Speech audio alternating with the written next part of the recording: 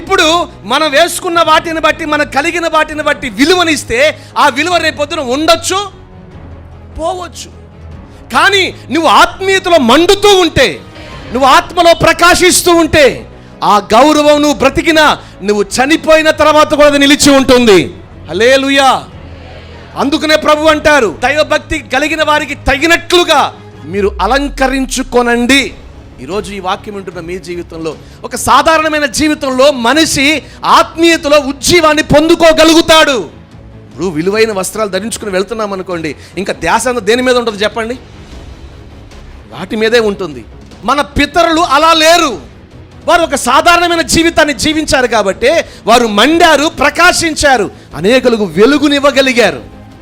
ఈ మాట చాలామందికి తీసుకోవటానికి హృదయంలో నొప్పిగా ఉండొచ్చేమో కానీ లేదు. యోహాను ఒక సాధారణమైన జీవితాన్ని జీవించాడు కాబట్టి బైబిల్ గ్రంథంలో మండుతూ ప్రకాశిస్తున్న వారిలో మొదటివాడిగా నిలిచి ఉన్నాడు. హల్లెలూయా. ఈరోజు ఈ వాక్యం ఉంటున్న మన జీవితంలో ఏమండి, మనం కలిగినవే ధరించుకుందాం. మనకు విలువిస్తే వాళ్ళు ఇవ్వచ్చు, ఇవ్వకపోవచ్చు. మన విలువ మన దగ్గరే ఉంటుంది.